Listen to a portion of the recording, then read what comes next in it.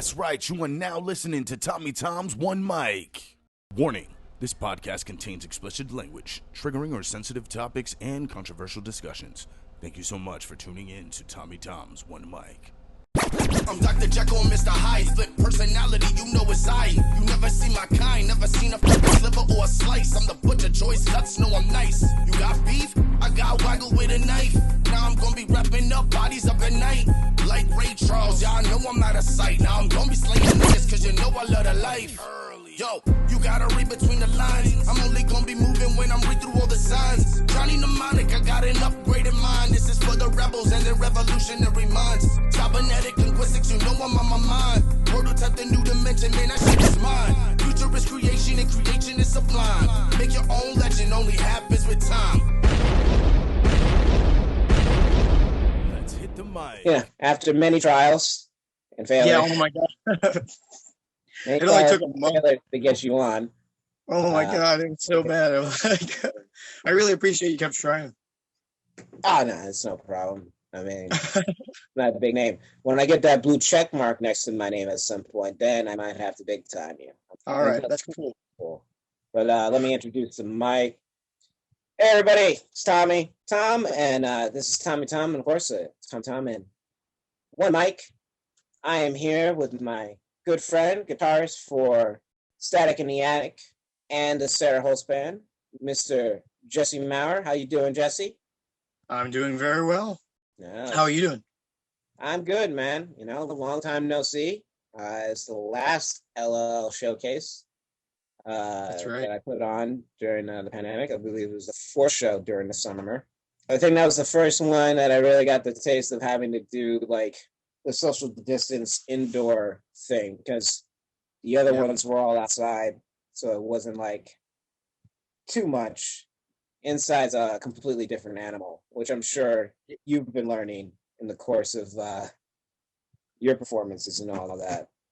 Yeah, man, it's totally different because, you know, there are people that don't want to, you know, abide by that stuff, and you have to worry about every move you make, kind of, and it's like, I don't know. It could be really stressful. I can imagine it was stressful for you on the indoor one. Oh yeah, I mean, like as they say, comedy is kind of outlawed in New York. Like I made the joke in my Oblivious Racist special. It's like, you know, when they put the bands on for everything, they had stand-up comedy next to strip clubs and all that. like when Cuomo was explaining what he was banning in New York and all that. And oh no. as my friend Seb put it brilliantly, he was like, yo, I have never had to go to my girl and explain why I have glitter on my face from going to a comedy show. Like, it's two different things. Like, hey, why do you smell like that? Not because of comedy. Yeah, no. There's a whole different show and all that, but it's just like, and it's crazy to me because I believe comedy shows usually are the most, you can control those a lot better than you can other shows and all that. You know, as a musician, I'm sure it's tough to keep people like in New York, there's no dancing, you have to stay seated and all that. It's like, that's tough for musicians. That's like a comic's dream. It's like, all right, yeah, you guys gotta sit there and fucking listen to me. You can't really do anything and all that. Oh man, it's hard. You can't keep anybody from doing something they want to, like, you know, like, and you kind of bear the responsibility, I guess, if you're the music. I don't know. Do you? Like, I mean, technically, it's like the promoter, but you like it handcuffs you, I feel, as a musician, because like your thing, you know, is really to get people hyped up, and like you want the movement, you want people to be interacting and all that when you're nothing better. Yeah, like the opposite is what you have to do now, you know, like, so when somebody's going, like, getting down, getting jiggy with it, and you have to be like, no, you can't do that. It's like, what? Like, I don't think people understand. I think they know, but I don't think they really understand unless you're like in entertainment, doing the entertainment thing, of how different things are with the pandemic and all that shit and all that, when it's like, yeah, I just want to perform. That's it. Yeah. Yep. Like I wanna get my stuff out there. I wanna share that energy with people. You know, like all this stuff I've been working on, like any artist, you know. And it's weird, yeah, for everybody to kind of have to rein that in and flip it upside down or whatever, you know. I mean, you guys definitely rocked the last show. Was that one old guy who definitely wasn't following rules? He was always by the stage or something. I was counting on it at some point. The funny thing about that, you were there for the first show I did back in June, I think, back from the COVID thing and all that. Right. And there was that old guy that wanted to fight me because I stopped him from entering because he wasn't going to wear a mask. That's right. He was there at the show, watching the whole thing, and then the two of them were buddy outside and all that. So I guess they were all friends and all that. That was the local scene, who I love. He like hopped the fence, right? Huh? He like hopped over the fence. Yeah. Gotta love it. Hey, man, always got to be ready for the crazy stuff. No, I'm always prepared. I'm happy with this other thing. It's like, I'll let other people set up everything. I can be a booker. I can do that. I'll handle finances and shit like that. I just, I don't like. It's like it's way more stress than it was worth. And with the pandemic, I'm hemorrhaging money right now at this. I hear that, yeah, man. Check. Yeah, it's like, oh man, trying to figure out what to do. It's like, well, if being a musician doesn't work, I guess I could not get a job anywhere. Yeah, it doesn't work for the skill set. I mean, I definitely, like I was telling you before, I was definitely considering just going all in 100%.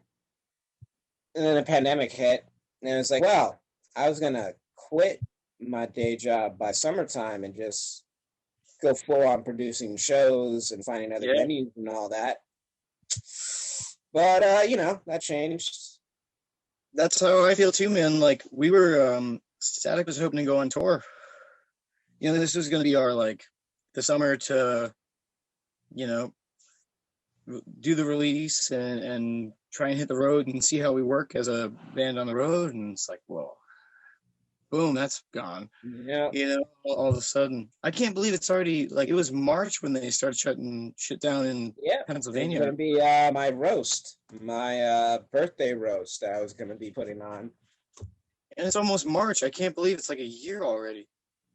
Yeah, it's crazy. And who knows?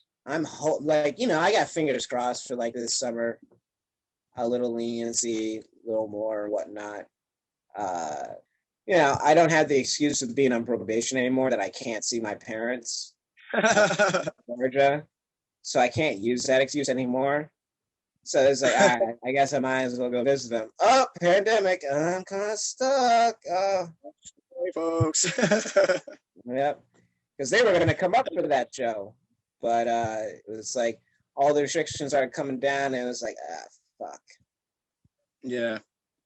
And I'd like to do some traveling of my own. I mean, yeah, man. Maybe head out west, since I don't think I've really been out west, other than being born in Montana and then maybe visiting Utah once or something. Other than that, I've just been up and down the East Coast. Yeah, I've never gone west. Same here, pretty much. It's always kind of been like I really want to, hit the other beach. We check out the Pacific real quick. Let me check out the Pacific. Been chilling in the Atlantic. Let me check out this Pacific thing. Yeah, I mean, to be able to, that was one of the real big things. Like, go see places that you haven't been before, and adventure. And use the music as a vehicle for that. And it's like, oh man, like now it's like, people sometimes are like, oh, where do you want to go on vacation or something? When it's It's like, well, you can't plan for things like that really right now, I guess. It's crazy. Hey, Mexico's open. They don't give a fuck. So, don't give a fuck. That's why I keep on seeing people going on vacation. People are going to vacation down in Mexico because everything's open. Yeah, I'll try it out. Why not? But you did mention Static. You, Tom, Jules. We'll eventually get all four of you. We'll see how difficult that'll be to set up. Oh man, they'll probably be really easy. It'll probably just be me again. Usually when I have them like on my ass about stuff, things work out. So it'll probably work out a lot better. But how long have you all known each other and started playing with each other? Man, yeah. I think I just saw like the Facebook 10-year thing for like we created our account. Like it's been a little over 10 years. I guess we're probably going on 11 now or something. We've known each other 11 or 12. We were like in school together, so like we were in like the 7th grade, and ever since then, Jules and I played together.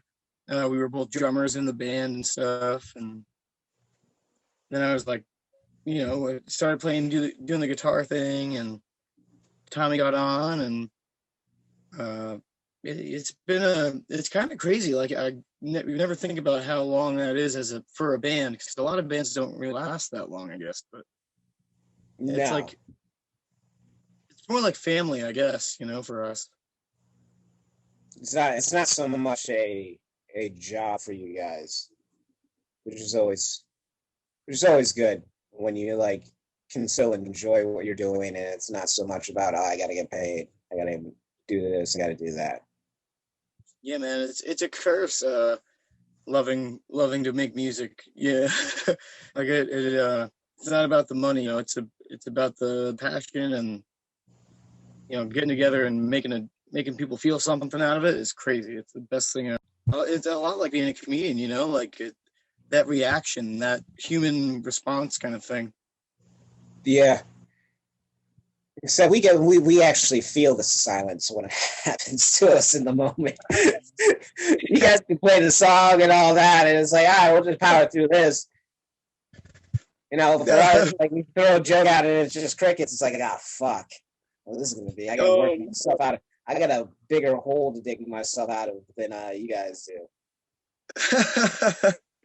Yeah, I can only imagine. The whole, like, if you don't get applause after a song, it's like, okay, well, we'll just start the next one. Then you don't have to worry about it anymore. You can hide in the music. It's like, all right, well, that joke didn't hit. What do I go? Hey, knock, knock. Who's there? Yeah. Oh, man. I can only imagine. Ooh, I have a joke for you. Okay. This is the bane of every comic. Is the second step. It's like, oh, you did comedy? I got a joke for you. I got a joke for you. That happens, oh my God. It's like, hey, I got a joke. You know what? You can use this. I got a joke for you. You can use it. I'm offering it up to you. And I guarantee you, 99.99999% of the time, we will never use that fucking joke. We'll just look at you and be like, okay. That's like somebody coming up and saying, hey, you should play this song. It's like, hey, Freebird. Yeah, like, this song would really work well for you, It's like, well, man. I gotta get that video again of the dude playing the saw. Oh man, there's no mercy on that song. I want to have that in the in between, or maybe I'll just put that as the tag at the end. Yes. That the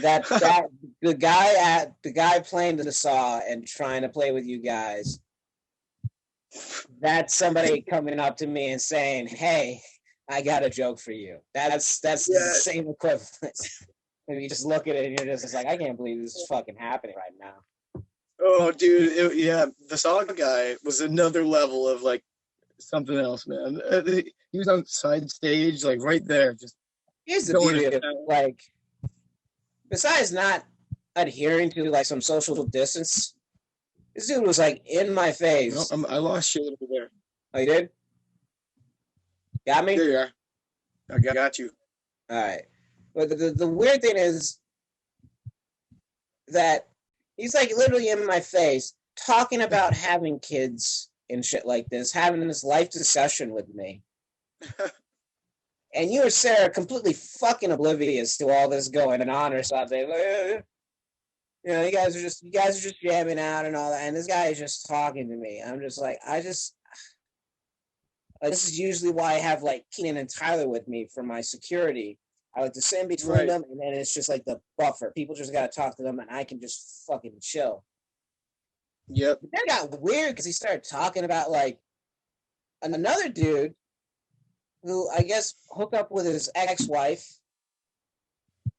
His kids are living with them, and he's staying with them while he's coming up to visit. It's like, god damn. Like, I make the joke that like here at Sullivan County is like the second Mason-Dixon line, but shit, that just like completely did it. Like when that guy at the show was just like standing there at the stage, I tried so hard to avoid even just acknowledging him, and it just kept going. But it's like eventually it's like, all right, yeah. What do you want? All right, we'll just get into this. I think one line I said is like, "Were your parents related before they were married, or something like that?" And I don't think anybody caught it because he was getting all rowdy or something.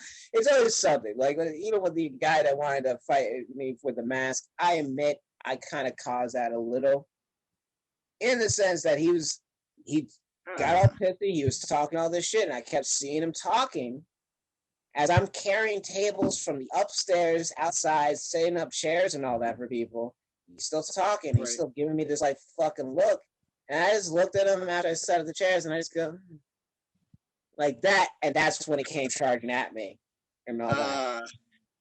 Still, though, my favorite line in that whole situation is people were like holding him back and yelling. I'm just like leaning against the fence, just looking at the stage, apologizing to Callie Seastrand because she was setting up to perform. Right. And then I hear this lady grab the guy. It's like, no, calm down. It's all right. He's a liberal. And I just start dying laughing. I start dying laughing. I'm like, oh my God. I can't take it. I can't take the politics stuff, right? It's crazy. Like, that's so ridiculous. No, I can't. That was, don't worry.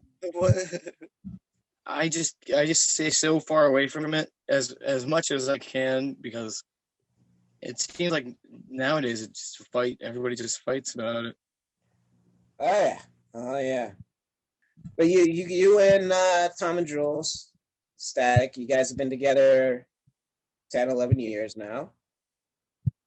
How's that been? Like the evolution, I guess, and all that. Like I can see just from 5 years of doing stand-up, the evolution of me as a performer. How have you seen yourself and as a group, I guess, the evolution?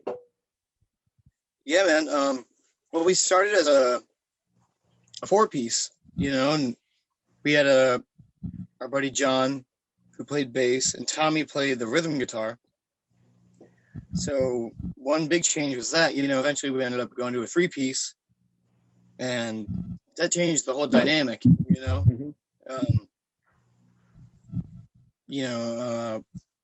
The songs, Tommy and Jules can really click together, and I'd be, doing whatever I need to or want to on top, but the writing changed after that, I'd say, and I think we're getting better with songwriting.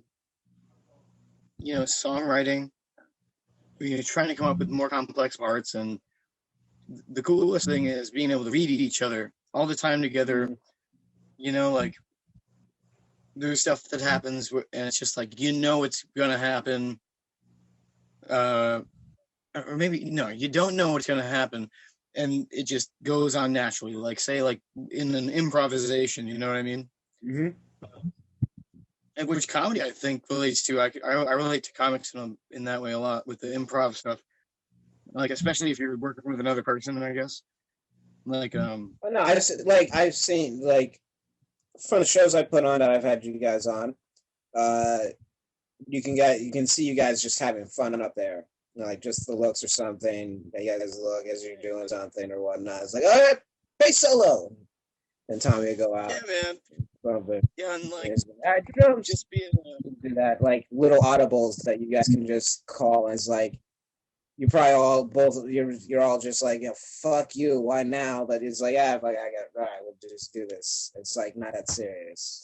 It's like, gosh. yeah, man, and we challenge each other in that way, I think, or try to, and that's so fun. Like, you know, and I feel like every time I get together with those guys, there's some new like crazy trick that they have that, you know, like one of them will have, and like everyone's always getting better, and you know, that's the best thing ever, the evolution of it, because if you stay stagnant, it's kind of like, you know, no fun, if you ask me. Mm-hmm.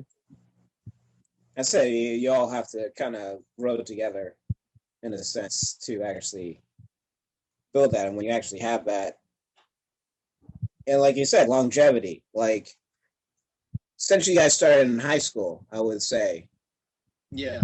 doing like, yeah, because you're a young guy.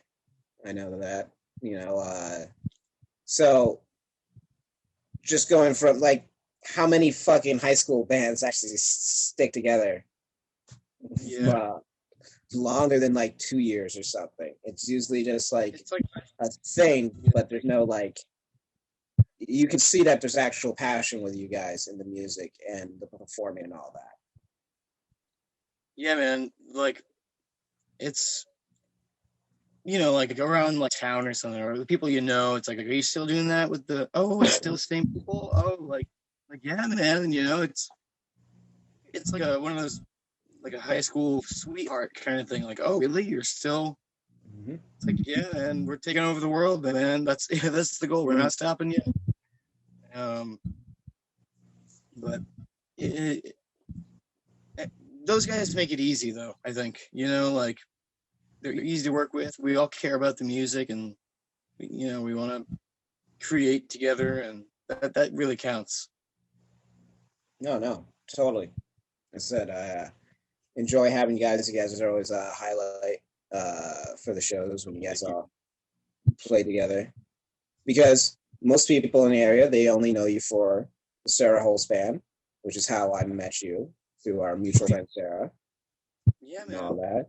And Sara is a good pimp for her male friends. She pimped me to the place that I was setting up the shows, and then she pimped you to me, and she kept on bringing up, no, he's got his own band. He's got his own band too. That's so cool too. I mean, like what it means a lot, especially like in the beginning. Like, you know, we played the city and stuff. We played, you know, here and there, far and wide as we can. But to be at that place, you know, and to come and see for your show, it's something that's really cool. You know, to have artists and to be able to travel. That's one thing that I miss really bad now is like the drives to gigs, where it's like you're nervous and it's like, oh man, here we go, we're on the way to the gig, you know. That change of scenery of just like going to a place you've never been, crowd you don't know how they're going to react or anything, and then you just see it, and then it's just like, and I know you guys always got a lot of praise from like the audience for the shows and whatnot that you guys performed, that they would always go up to you guys, oh, hey, no, that I know the last place, so that couple was getting yelled at by the bartender for keep on, like they kept showing up or whatnot, fangirling not over you guys and whatnot. I mean, that stuff rocks, you know. Sometimes it's a little overwhelming, I guess, but I mean, to have somebody say, hey, I really love what you did, like that's the best ever. And a new place, it's like, oh god, you don't know what to expect, you know. Mm-hmm. That was a fun night. Little backstory. So the first show that Static and actually, let's go back. All right. I think every time Jesse has performed, the night ends with us a little glassy-eyed. We're all a little fucked up towards the end of the night or whatnot. Jesse came down, performed with Sara and then the Sara Hulse band. So my first intro to Jesse was Sara getting arrested, and Jesse flipping out the entire night. I'm like, dude, just calm down. This is just a thing. Don't worry about it. You're gonna learn. You're gonna learn. Don't worry. Just calm down and whatnot. Finally, her coming back, and then Jesse just passed out, and us having like moving his legs onto the bed, taking his shoe off. It was like, yeah, he's done. He's knocked out. He's knocked out. Oh man, good. I probably ran in circles. I was like, what's going on? Oh no. I think you were pissing off Arnett because you were like, oh man, that's my boss. What am I supposed to do? That's my boss. I don't know. Like, just calm down. Don't worry. Yeah, I can imagine I was probably pretty annoying there. But I mean, it was enjoyable. It was funny. And then second time, that's when I got to meet Tom and Jules. Jules couldn't stay. Tom did. I got you guys at the hotel. And Tom stayed relatively sober. Jesse, clearly he's been in training. I don't know with who. Roll my eyes on that one. But that was rough. Picture. Did you ever see that picture of me with my arm around Tom? Yeah, I'm pretty sure. I got a couple. I'm pretty sure. I might actually post some of those at the end of it. I might just get the one of those. Because what happened was we get them to the hotel, and my friend Tyler and me, there's a diner right around the corner. So we stop in there. Oh, yeah. And so we pretty much at the diner tables, not at the tables, just like, I guess, the counter, kind of like a bar right there. And we just sat right there, put in our food order. And I made a comment. I was like, yeah, it'd be funny if like they actually showed up or something and all of that. I go to the bathroom. I come out. Tyler has no idea because he's got his back. You two motherfuckers are sitting at a table right there. I'm just like, oh. And I just come and sit down right next to you guys. Hey, what's up, fellas? How you doing? And all of that. And Jesse begins to order the whole fucking diner because everything just looks delicious at that point. I got so much food, man. So much. Like, we all just got like one meal. Jesse got like 5. And he's just like, yeah, man, you want these crab cakes? You want these? These are good. You know, I usually don't do that at all either. It's kind of funny. Like, that's I got like everything. And I remember, like, I pointed it out to you guys. Like, yeah, man, there's a diner right there. Pretty sure that's 24/7. So, you know, you guys get hungry or something, we can just go do that or whatnot. I definitely have a picture of that of the 4 of us, you, Tom, Tyler, and me, just sitting there in the booth or whatnot. Really? That's awesome. Oh my god, you gotta send that my way. I gotta pull it out. I gotta find which one of my fucking electronics that I actually have that saved on, but I remember that. Oh man, good times. I gotta say that you've done a great job every time putting on a great party for everybody, and you've always treated us really well. Yeah, that's like the one thing I actually I guess I got from college. I know how to put up a get together. I know how to do a get together pretty well. You know, yeah, I got that master's in alcoholism. It's spelled UWI. You know, yeah, pretty masterful at it. So you know, it works. Whatever it takes. Yeah, but we're gonna take a quick little break. When we come back, we'll continue on, and we'll probably discuss, of course, the Sara Hulse band. And then I have an important question for you as well that I hope you'll be able to answer. But we'll be right back.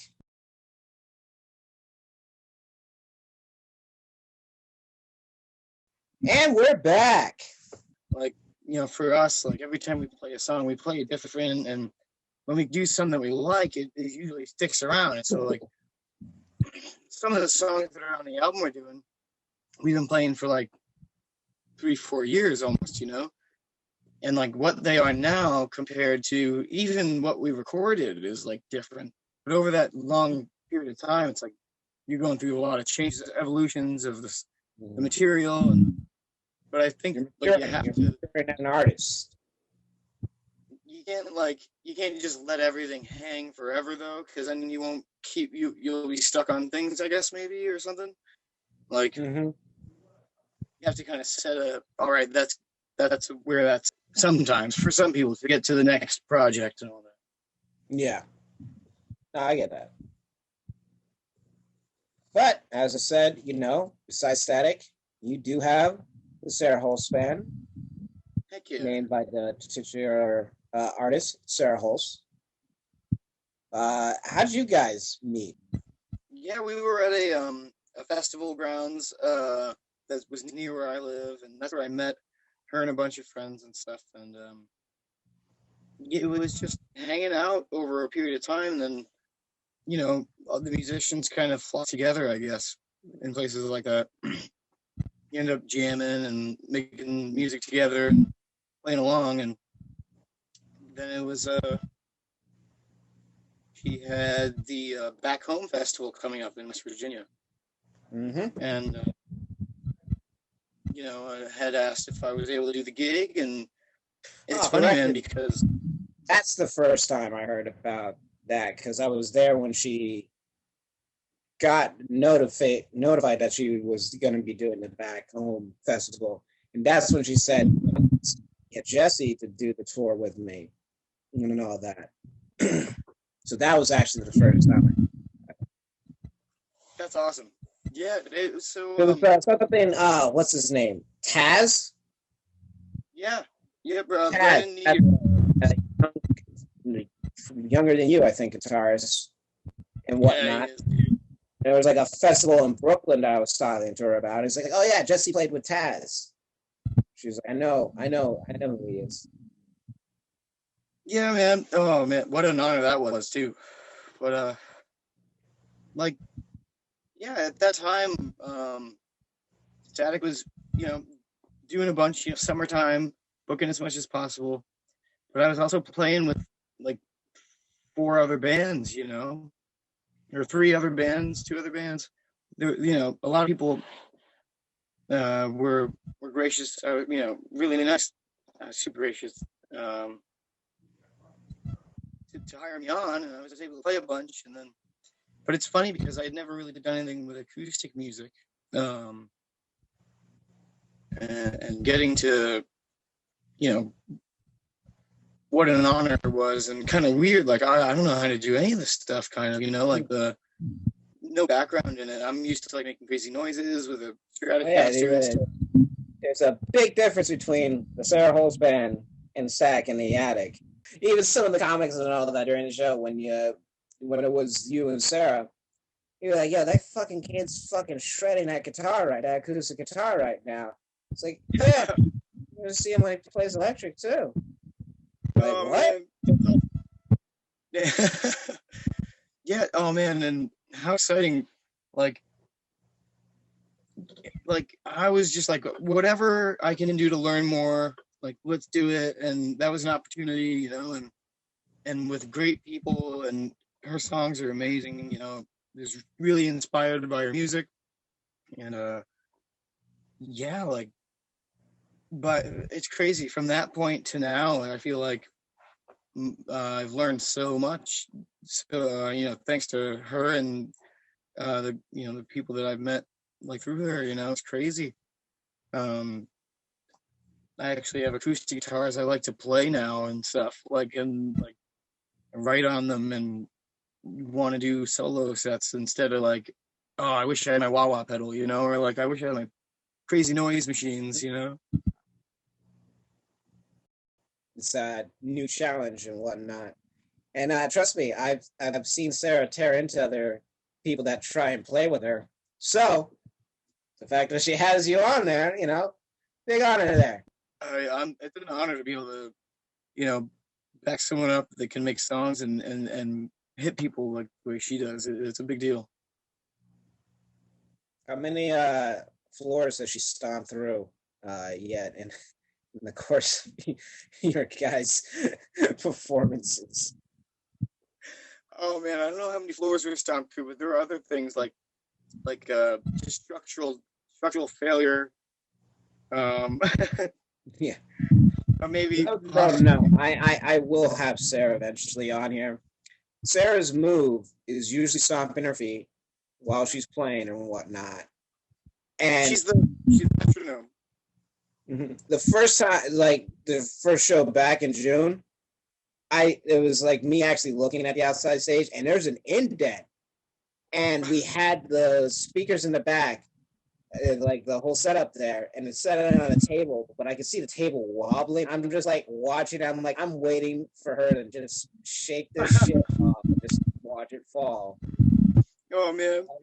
Which, hey, that's just the passion for it. So you gotta love it. Yeah, it's crazy. I mean, I there are things that I would never do, like make faces, like the faces. Guitar face is crazy. Like, you know, there's something that happens if you really got it clicked in that it just takes you over. You just go with it. But I did say I have an important question. Oh gosh. Acoustic, electric. Explain to me these differences and all that, I guess, in your own performance, like how you go about performing in that way. Because, like, for me, I've always had a thing for, like, bands that could do acoustic sets and all that. Like, one of my favorite bands is this band, Enter Shikari. They got EDM. They're like, I guess, a new wave metal kind of band in Europe and whatnot. But they did a whole show in, I forget, someplace in England, some theater that was closing down or whatnot. So they just had like a personal show and all that. And you know, the drummer, he's just got a box and shit that he's just playing on and all that. The singer, who usually does some like DJing and stuff, he had like a trumpet sometimes to pull out and like do certain things and all that. And it's like one of my favorite things. Like, I love when bands can like transfer from electric to acoustic. That's when I gain, I guess, the respect, which is why I like respect you as an artist, as going from electric and going into acoustic and all that, because there is a big difference, I think, in both performance style and what you put out there and all that. So I'm just wondering, from your point of view, the actual musician, what do you see as the big difference or maybe similarities with the two? Right on, yeah, man. It's man, that's a great question too. Like, especially for me, because it's pretty recent that I like realized, you know, the differences for myself. Like with the electric stuff, I mean, they're, like you said, like technique is different for each. The way that I play the electric guitar is definitely different than the way that I play the acoustic guitar now. Like, and like as far as the electric stuff goes, like you have effects, things that make it go wah, and you know, like make crazy noises and everything. And like, I think acoustic guitar has helped me like just focus on, you know, you are the thing, you are the instrument too. Like, it has to be in your hands. Like, the technique, the sound, it relies more on you. Like, you can't say, oh, I'll hit my pedal board and it'll make it sound good, you know. Learning a lot of like these old timey bluegrass and like fiddle tunes and stuff, like the traditional music. It's like, wow, you know, people have been doing this stuff for a long time, and I don't know, it's either one is easier or harder than the other. I think, to me, they're both hard, like, but kind of like developing your own character. That's been a big thing for me. Like, I want to have my own character as an acoustic musician, you know, and I don't know. I don't think you can really choose how that happens, but like, you're gonna have your mark no matter what, probably. But I've learned so much, like, and maybe one cool thing is that they kind of affect each other. They definitely do. Like, I play licks that I would do on the, you know, in a fast blues rock and roll song, sometimes like almost by accident, over top like something that acoustic, like you wouldn't expect that so much maybe. And then vice versa, like sometimes I'll be in with the Static in the Attic and end up pulling out like a bluegrass lick or something, and it's like, what? You know, like I've been trying to do some more solo stuff too, and so like solo acoustic shows, it's like, and what a difference! Like you have to be able to hold down the rhythm and the melody and sing and do all that stuff. Where like I'm used to kind of having a band behind me, where I can stop playing and it'll sound good still. You know what I mean? Like, but you're not carrying the whole thing. You got backup and whatnot. Right, and so it's like, I think being a musician though, like it's important to, or any artist really, it's important to be like accepting of all, like learn as much as you can. Because the more you know, the more superpowers you have. Hell, like more tricks up the sleeve, right? More jokes in your fucking book. Oh yeah. Is it like? It is weird. Like, I mean, I grew up with classically with my mom who taught piano, so there's always this thing. Piano is still my favorite instrument. But there's always a thing with like acoustic music and stuff that always like caught me, or classical, I guess, with like strings and all that. And you know, there's always that evolution over time as you as a musician. Like, it's funny, like Sarah and me will joke about it because our first conversation, I think, was about the band Smash Mouth when we were in like 6th grade and whatnot. That was our main thing right there, Smash Mouth. So there's like, you see the evolution of everything as you get older, your tastes change. You begin to appreciate stuff that maybe you didn't, like when you were younger. You're like, oh no, you know, everyone went through their pop phase. Backstreet Boys the best. I'm just gonna put that out there. That's right. That's very bust to move.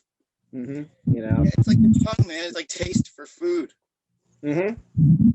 Oh yeah, I like would never have eaten sushi before. Now I'm like, yeah, I'll totally rock that. I'll rock some sushi and whatnot. I love sushi. Pennsylvania's getting kind of crazy, I guess. Like, you know, closing it down, and I don't know. It's a wild world. Yeah, I mean, I never know what's going to happen, and like, well, what the solution really is, and all of that. Like, they have the thing of like just shut the country down for like 2 weeks and whatnot, have everything and all that. And it's like weird for me just because of my fucking job, you know, working in grocery and shit. You know, nothing changed for me other than like, oh, I can't go to the fucking city and perform. Yeah. You're still right there in front of it all. Yeah, it's crazy, man. I understand too. Like, man, you know what you do? You get an acoustic guitar. That's why acoustic music is great. You don't need to plug it in. You know, you could go wherever. No. No. My acoustic guitar is this right here. Podcasting. This is my acoustic. This is all I got. This is my interaction with people and whatnot. I might be trying to steal a card out of your deck there, man. Trying to get the online streaming thing, like, you know, recording music and putting videos out there, because look. We have streaming networks. Everything's being streamed and all that. But a thing that's always been there that never goes away is fucking YouTube and shit. That is just like post like guys like Joe. Jessica, he started posting these early things. I started pushing him to start doing those, as mainly so I could use them for my breaks and all that in the show and all that. It's like, because he did the intro for the podcast and all that, right, which you'll see when I actually posted the video and all that. He did the intro music, so I was like, all right, so let's try and promote you a little more. This is as like payment essentially for doing the intro for me. It's like, all right, we'll promote your brand and all that. And he has this whole phrase early. So it's like, yo, just start making, I've been bugging him for a while. I was like, just start making early videos and posting them on your thing. So he sent me some videos, and now I see that today he started posting some of them on his Instagram. It's like, yeah, right on. Do that and just start creating a meme and like a hashtag and all that, because, you know, performance is limited. So you need some way to connect with your audience and all that. And I know, like, I see plenty of musicians and all that. They'll do reaction videos to people reacting to their music videos and stuff like that, which blow up and all that. And it makes other content creators, it's like, oh, if he's going to review that, then I should do that. And all that. You got to build, if anything, it's like woken people up. You got to build like an online base and all of that. You gotta have some foot into the online world. Really, that's probably one of the biggest things that, you know, people learn through this whole pandemic and all that. It's like, you got to learn how to pivot. You got to learn how to pivot, or you're just gonna be stuck. Yeah, man, it's wild. I mean, like, and to think, like, there are people that were doing this shit like way before any pandemic, and they're like, I told you, I knew it, you know, like, but at the same time, it's like, it's not the same, but the importance is like human interaction. Like, we need each other, you know. Every artist needs somebody to, even if it's just hate.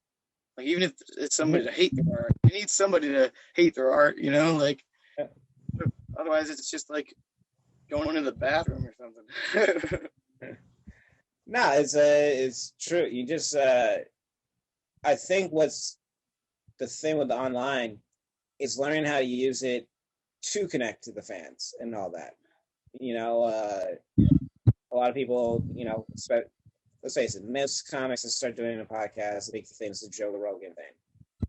And I think a lot of people, when I talked about doing a podcast, they brought up, oh yeah, you're gonna be like Joe Rogan. I was like, that's years. You have to go back to like early 2000s when he first started doing it. It was just him, his Fred Red Band, sitting on a couch, reading tweets when Twitter was like first coming out or something, and just hanging out and talking. And that's how it started off, and it blew up from there. But that gave your fans and people who maybe didn't know you an opportunity to actually see you naturally and all that. Because for a lot of people, they love you as a performer and all that, but they still don't know you. They still don't know Jesse, you know? And this gives them a little thing, and they have that personal connection. They're more invested in what you're actually doing. Yeah, man. I mean, being a real person, like being able to see somebody like without a mask on or something, not a mask, but you know what I mean. That's kind of funny. Figuratively, we're not talking literally. The figurative mask that's like, oh, Jesse, the sick guitarist over there, it's like, oh, I can't even approach him, and then it's like, oh yeah, this dude's fucking quirky as me, so I get to talk to him, you know. Oh, dude, like, I'm such that a dork. relatability. Like, yeah, man. Like, everybody's a person, you know. But yeah, I don't know. Like, that is something that's really beneficial, I think, of this whole like online thing, and being able to see people in their true light. You can still fake it. Like, you could fake it easier than ever, I guess, like TV, but like, nah, man, look at like late night TV when they don't have that audience with that laugh track or anything. It's just them essentially doing what podcasts have been doing for years, and they do not know what to do because they still have those pauses, because it's been trained in them to just do the pauses for the audience reaction and all that. yeah. Where other guys are just like, oh, now you're in my world. Welcome. Now you don't have all these bells and whistles to hide behind. It's cool to be more real, you know, like, and so that's a good thing that people are appreciating now, I guess. Yeah, I mean, the only difficulty I see is just, you know, you have to be consistent with it. You have to consistently put something out there to get people in. Like, I'm recording this ahead of time. I don't know, probably be like a week or two before I actually put it out. And my thing has just been trying to stockpile so that I can have a consistent release of these episodes and all that, just to build up. I'm not looking for a big change to like episode 10. My episode 10 will be my my meeting with my parents, I guess, talking on Zoom and all that, and letting them actually ask and the questions they've always wondered or whatnot. That you guys got free reign. Anything that you've had questions about, Well, my favorite thing is like you've been at the shows when my parents have been there. Every show that my parents have been to, at the end, somebody who's like known them or knows me, they always just like, I can't believe you said that in front of your parents. I'm like, I'm 32 years old. Yep. At this point, me talking about fucking having sex and doing drugs, I'm pretty sure my parents know.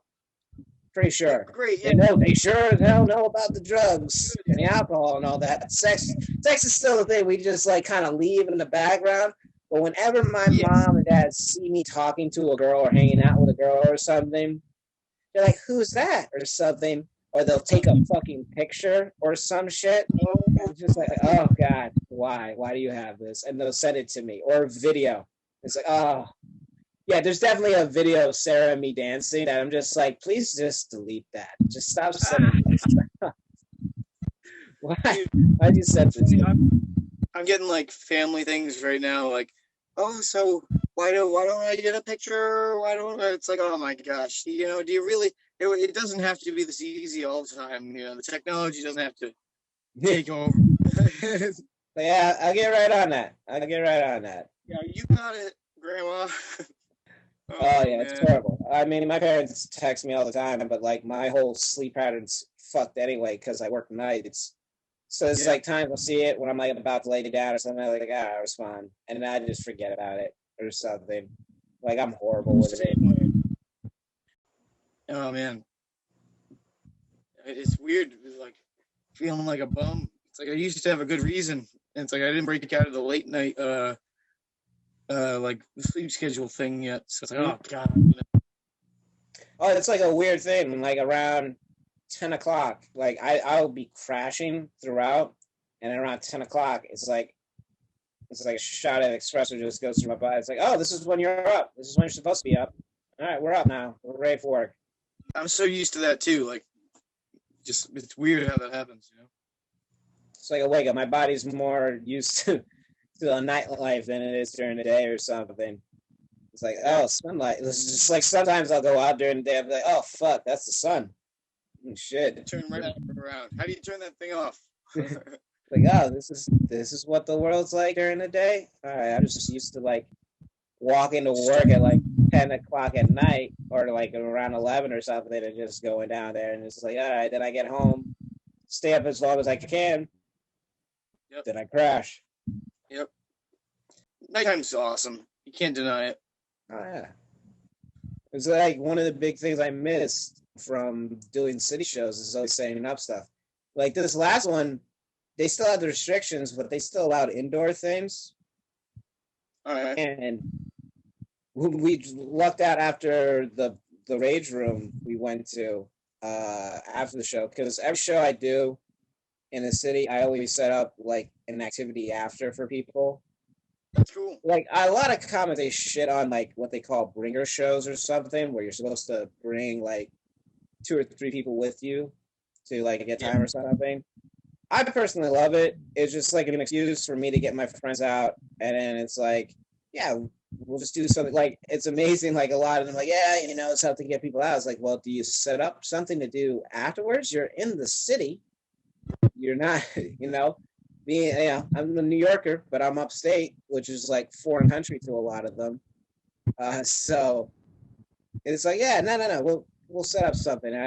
I believe Tyler calls it Tom Tours. I always find something around the city or something. Like one time I found like an underground party or something. That was like a bar, but they had like a basement. It was like a stone dance floor and all this shit. And what was funny is like I just left New York Comedy Club doing a show.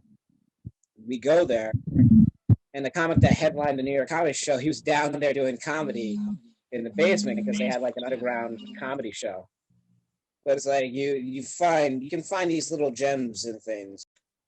Hey man, I loved playing in New York City. We did Harlem, and where else was it? Like Delancey Street and stuff.